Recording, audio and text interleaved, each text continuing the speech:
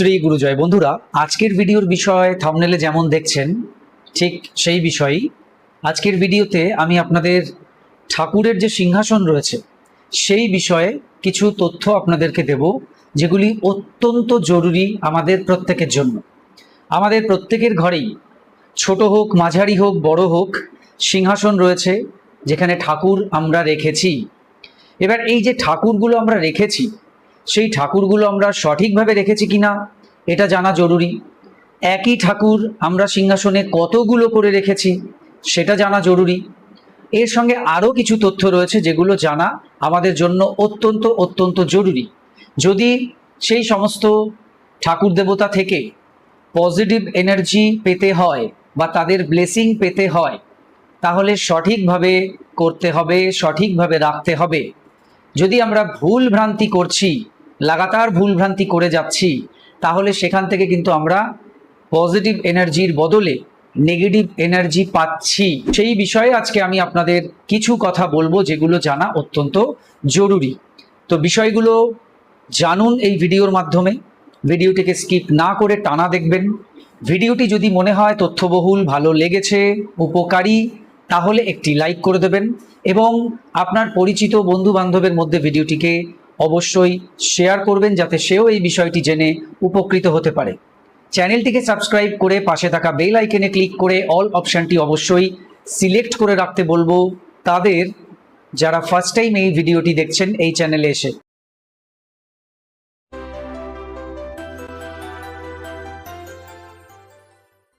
নমস্কার দর্শক বন্ধুরা, আপনাদের সকলকে আরও একবার রেইকি বার্তায় স্বাগত জানাচ্ছি। আমি আপনাদের বন্ধু শ্রী মিঠুন রয়, রেইকি গ্র্যান্ড মাস্টার। আপনারা নিশ্চয়ই ভালো আছেন, আমিও খুব ভালো আছি। বন্ধুরা, যেমন বলছিলাম, বাস্তুশাস্ত্র মতে আমরা তো অনেক কিছুই মেনে চলছি, অনেক কিছুকেই ঠিকঠাক করে নিচ্ছি। সেই রকমই এই অনেক কিছুর মধ্যে খুবই গুরুত্বপূর্ণ একটা বিষয় হচ্ছে সিংহাসন বা ঠাকুরের আসন, যেটা প্রায় প্রত্যেকটি সনাতন ধর্মের মানুষের বাড়িতেই কিন্তু রয়েছে। তো সেই জায়গায় একটু নজর দেওয়া হোক আজকের এই ভিডিওর মাধ্যমে, যে আমি আমার বাড়িতে ঠিকঠাক নিয়মে সেগুলো করছি কি করছি না। যদি করছি না, তাহলে আজকে থেকেই সেটাকে ঠিক করে নেব, আর যদি করছি তাহলে তো শ্রী গুরু জয় চলতে থাকবে। ঠিক আছে?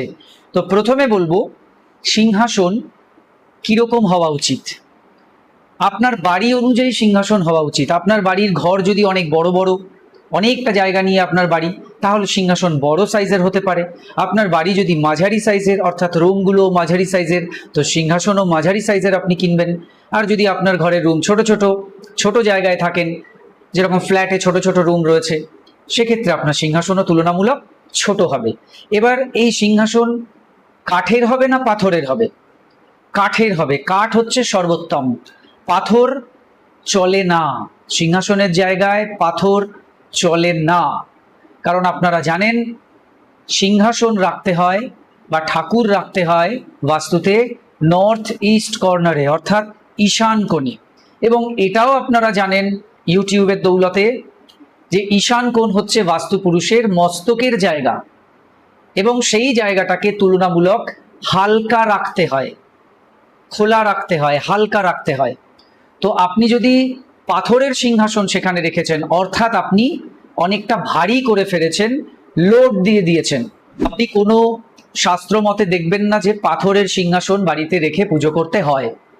ওই একটা কারণেই পাথরের সিংহাসন রাখা যায় না, যে আমি ঈশান কোণে তো ঠাকুর রাখবো, তো সেখানে যদি পাথরের সিংহাসন রাখি, অর্থাৎ প্রথমেই তো আমি ভারী করে ফেললাম জায়গাটা, অর্থাৎ তো গন্ডগোল করে দিলাম, ডিসব্যালেন্স হয়ে গেল বাস্তু মতে, সেটা তো ঠিকঠাক হলো না।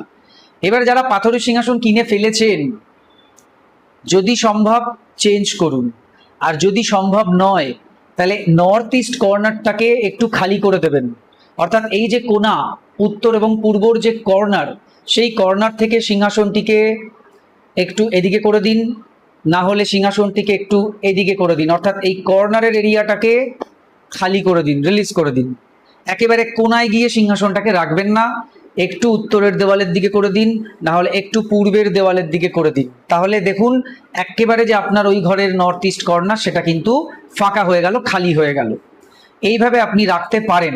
ঠিক আছে? যারা এনে ফেলেছেন কি করবেন, যতদিন ওটা চলছে ততদিন ওভাবেই করুন। আর যারা মনস্থির করছেন যে না, এটা যখন ঠিক নয় তাহলে আমি এটা রাখবো না, আমি তো একটা কিনলে কিনতেই পারি, আমার সেরকম আর্থিক অবস্থা আছে, তো ডেফিনেটলি তারা কাঠের কিনুন, কাঠ দিয়ে বানাতেও পারেন, কিনতেও পারেন। তো এটা গেল প্রথম কথা। এবার কথা হচ্ছে ঠাকুর দেবতাকে কিভাবে রাখবো। আজকাল এই যে পূজার ইউনিটগুলো তৈরি করা হয়, আমার বাড়িতেও করিয়েছি আমি, যেখানে প্লাই দিয়ে বিভিন্ন ধরনের ডিজাইন করা হয়। ধরুন এই যে টিভি ইউনিটটা রয়েছে, এটা টিভি ইউনিট, এরকম পূজা ইউনিট হয়, বিভিন্নভাবে তৈরি করা হয়, এখন দেখতে ভালো লাগে, সবাই করেন।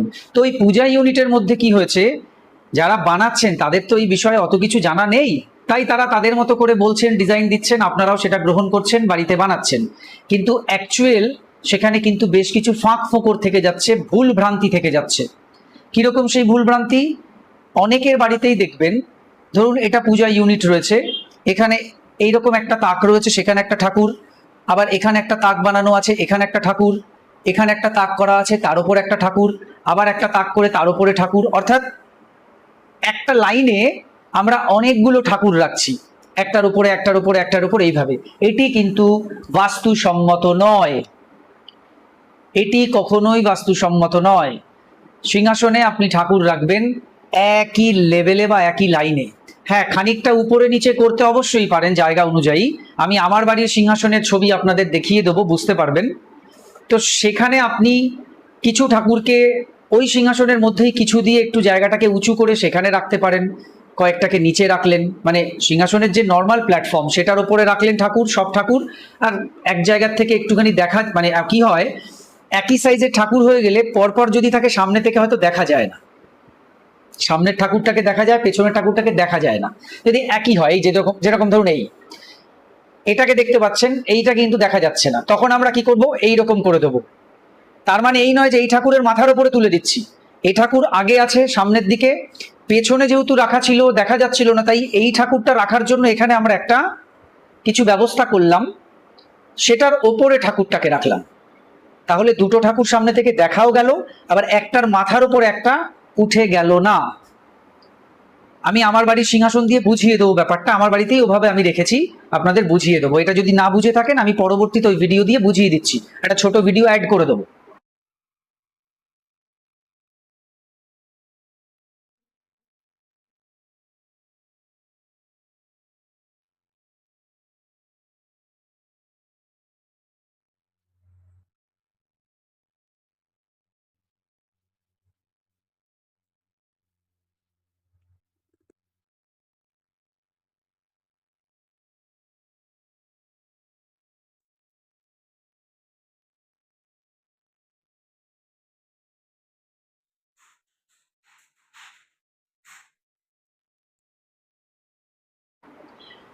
তো এইভাবে ঠাকুর রাখতে হবে।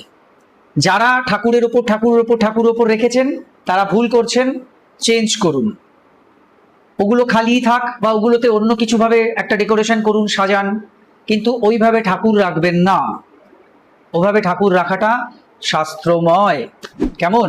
তাহলে এই বিষয়টা মাথায় রাখবেন। এটা আমি অনেকের বাড়িতে গিয়েই বাস্তু ভিজিট করতে গিয়ে দেখেছি, তাদেরকে পার্সোনালি বলেছি। আমার মনে হলো এই বিষয় নিয়ে আপনাদের এই ভিডিওর মাধ্যমে কিছু কথা বলা, কারণ সবার বাড়ি তো আর আমি গিয়ে দেখিনি, অনেকেই আমার ভিডিও দেখেন, তারা হয়তো এই ভুল করে বসে আছেন, তো আমার কর্তব্য সেটাকে ঠিক করিয়ে দেওয়া, সেই জন্য আমি এই ভিডিওটি বানাচ্ছি। তো এখন থেকে এই সিস্টেমে ঠাকুর রাখবেন। এবার কথা হচ্ছে একই ঠাকুর কটা রাখা যায়, এটা একটা বড় সমস্যা, বিশেষ করে শিব ঠাকুর এবং গোপাল ঠাকুর। এক একজনের বাড়িতে দেখা যায় যে গোপাল ঠাকুর অনেকগুলো রয়েছে, শিব ঠাকুর অনেকগুলো রয়েছে। তো এটিও কিন্তু ঠিক নয়। যে কোনো ঠাকুর আপনার সিংহাসনে রয়েছে, এক পিস থাকবে, একটা থাকবে, একাধিক নয়, একটা থাকবে। শিব ঠাকুর একটা, গোপাল ঠাকুর একটা, মা লক্ষ্মী একটা, যদি মা সরস্বতী আছে তো একটা, আপনার ইষ্ট ভগবান যে রয়েছে বা আপনার সদ্গুরু ভগবান, তাকে আপনি একাই একটা এক বিগ্রহ রাখবেন। অর্থাৎ যা রাখছেন একটা রাখবেন। আবার এটাও মাথায় রাখতে হবে যে সিংহাসনটাকে যেন আমি বৃন্দাবন না বানিয়ে ফেলি, মানে যেখানেই বেড়াতে যাচ্ছি সেখান থেকেই একটা ছবি বা একটা পট বা একটা মূর্তি নিয়ে আসছি, এনে সব সিংহাসনে একেবারে দুনিয়ার ঠাকুর এনে ওখানে ভরে রাখছি। তাতে কিন্তু আপনার কোনো ভালো হচ্ছে না, তাতে আপনার মন্দ হচ্ছে, তা মাথায় রাখবেন। তাই মেন যে ঠাকুরগুলো আপনার প্রয়োজন, সাধারণত কি আছে, মা লক্ষ্মী প্রয়োজন প্রত্যেকটা বাড়িতেই, অর্থের জন্য, বিদ্যার জন্য, বাচ্চা কাচ্চা পড়াশুনো করে, আমাদেরও বিদ্যার প্রয়োজন, যারা আমরা বাচ্চা কাচ্চা নই তাদেরও বিদ্যার প্রয়োজন। সো এখানে আপনি মা সরস্বতীকে রাখতে পারেন। এই দুটো মেন। কারো বাড়িতে গোপাল থাকে, কারো বাড়িতে কেউ, কারো ধরুন মহাদেব তার আরাধ্য ভগবান, বা কারো রাধা গোবিন্দ আরাধ্য ভগবান, তো সেগুলো থাকুক। এর বাইরে এখান থেকে এটা, ওখান থেকে সেটা, সেখান থেকে ওই ঠাকুর, ওখান থেকে ওই ঠাকুর, এত কিছু এনে না রাখা কখনোই ভালো না। হ্যাঁ, কারো ধরুন বাড়িতে তার আরাধ্য ভগবান মা মনসা আছেন, কারো আরাধ্য দেবী আছে সন্তোষী মা, তো সেগুলো সেইভাবেই আপনি রাখতে পারেন। মা সন্তোষীকে যেরকম আলাদা রাখতে হয়, মা মনসাকেও আলাদা রাখতে হয়। আপনার বাড়িতে যে সদ্গুরু রয়েছে, আপনার গুরুদেব, তাকেও আলাদা রাখতে হয়। একই সিংহাসনের মধ্যে রাখতে নেই, আর রাখলেও তাকে একটা অন্য সিস্টেমে রাখতে হয়। বুঝতে পেরেছেন? তো এইভাবে আপনাকে রাখতে হবে। তাহলে কি বোঝালাম?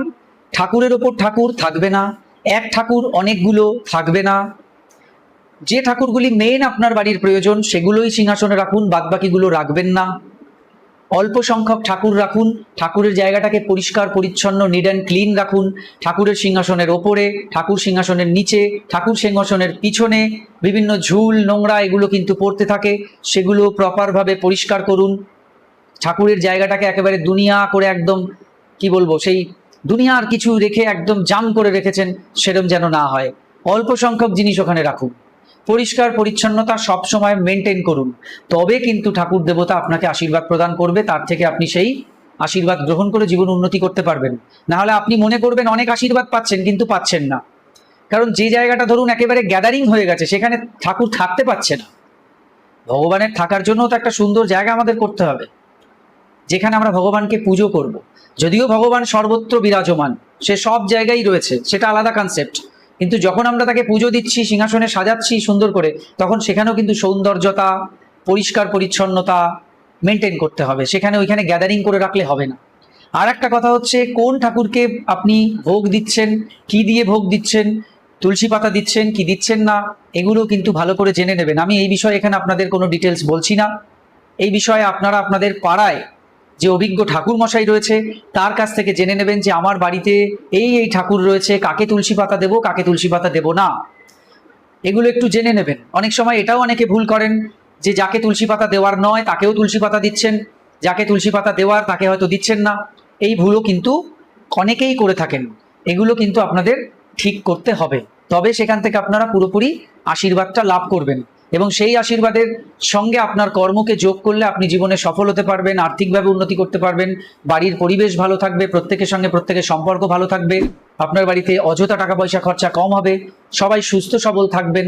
একটা হ্যাপি ফ্যামিলি যাকে বলা হয়, সেই ধরনের আপনি কিন্তু সেই ফ্যামিলি দেখতে পারবেন নিজের চোখে, যদি আপনার ঈশ্বরের আশীর্বাদের জায়গাটা ঠিকঠাক থাকে। আর সেটা যদি গন্ডগোল হয় তাহলে কিন্তু আপনার সব দিকেই দেখবেন বিভিন্ন বাধা বিপত্তির সম্মুখীন আপনাকে হতে হচ্ছে, বিভিন্ন প্রবলেম ফেস করতে হচ্ছে। একটা প্রবলেম যাচ্ছে না আর একটা চলে আসছে, এই প্রবলেমগুলো কিন্তু কন্টিনিউয়াসলি চলতেই থাকবে। সো এগুলোকে মেনটেন করার সময় এসেছে, সেগুলো মেনটেন করুন, ঠিক করুন। কিছুই না, জাস্ট একদিন একটু সময় খরচ করুন, দেখবেন সব ঠিক হয়ে যাবে, সব ঠিক করে ফেলতে পারবেন। আচ্ছা, আর একটা কথা বলবো, যদি আপনাকে আপনার বাড়িতে একাধিক ঠাকুর একটা সিংহাসনে রেখে পুজো করতে হয়, অনেকগুলো এনে ফেলেছেন, কি করবেন? তাহলে 1 না হলে 3 এই নিয়মে যেতে হবে। নয় আপনি একটা শিবলিঙ্গ পুজো করুন, না হলে 3টে শিবলিঙ্গ পুজো করুন, 2টো করবেন না, 4টে করবেন না। নয় একটা গোপাল ঠাকুর পুজো করুন, না হলে 3টে গোপাল ঠাকুর পুজো করুন। নয় একটা মা সরস্বতী পুজো করুন, নয় 3টে মা সরস্বতী পুজো করুন। নয় একটা মা লক্ষ্মী পুজো করুন, নয় 3টে মা লক্ষ্মী পুজো করুন। বোঝা গেল বিষয়টা? যদি সিংহাসনে অনেক কিছু অনেকগুলো রয়েছে ডবল ডবল, তাহলে ট্রিপল করে দিতে হবে। ডবল হলে সেটা হবে না, ট্রিপল। মূর্তি হোক, পট বা ছবি হোক, 3টে, নয় 1 নয় 3। যদি 4 আছে, 1 সরিয়ে দিয়ে তাকে শোকেসে নিয়ে সাজিয়ে রাখুন, আর 3টেকে পুজো করুন, সেটাই হবে সঠিক। নয় কোনো মন্দিরে দিয়ে দিন, অতিরিক্ত যদি রয়েছে মন্দিরে দিয়ে দিন। এইরকম ভাববেন না যে ওই তো অমুকে একটা তীর্থস্থানে বেড়াতে গেছে, আমার একখান ছবি আইনা দিল, কি করু মোহেনেই থুয়ে দিছি, বাবা কি করু মোহেনেই রাখছি। অনেকে এরকম বলেন না, ওইটা কোনো গোডাউন নয় যে যে যা এনে দিচ্ছে আর আপনি ওইখানে নিয়ে লাট করছেন। ওটা গোডাউন নয়, ওটা একটা আপনার বাড়ির শুভ এনার্জিকে বাড়ানোর জায়গা। তো সেটাকে শুভ রাখার চেষ্টা করতে হবে, সেটার মধ্যে যেন গ্যাদারিং না হয়ে যায়। ঠিক আছে? যে যেখান থেকে যা এনে দিচ্ছে দিক, আপনি মুড়ে রেখে দিন, না হলে শোকেসে সাজিয়ে রেখে দিন, ওখানে প্রণাম করুন, যথেষ্ট। সবাইকেই জল ফুল দেওয়ার প্রয়োজন নেই। আপনার বাড়িতে যা আছে যথেষ্ট আছে, তার থেকে বেশি করার দরকার নেই, বাড়ানোর দরকার নেই। যখনই একটা কিছুকে আপনি বাড়াবেন তখন নিয়ম মেনে বাড়াতে হবে, সেটা তো করবেন না। দুম করে রেখে দিলেন, দুম করে পুজো দেওয়া শুরু করে দিলেন, তাহলে তাতে কি ভালো হলো না মন্দ হলো সেটা জানতে হবে। ভালো কখনোই হলো না, সেই জন্য এটা করা যাবে না। ঠিক আছে, তাহলে আশা করি বুঝতে পেরেছেন। এভাবে করুন। আর পারলে এই যে বিষয়গুলো বললাম এগুলোকে কারেকশন করে ঠিকঠাক করে একটা ছবি তুলে আমাকে হোয়াটসঅ্যাপে পাঠাতে পারেন যে আমি এই কারেকশনটা করেছি। ঠাকুরের জায়গায় ওই দেওয়ালে যেন কোনো ক্র্যাক না থাকে, ফাটা না থাকে, তাহলে ওখানে ওয়ালপেপার লাগিয়ে দিন, না হলে দেওয়ালটা রিপেয়ার করুন, ওখানে পারলে সুন্দর করে রং করে দিন, ওই জায়গাটাকে একটা টিপটপ করুন, সুন্দর করুন।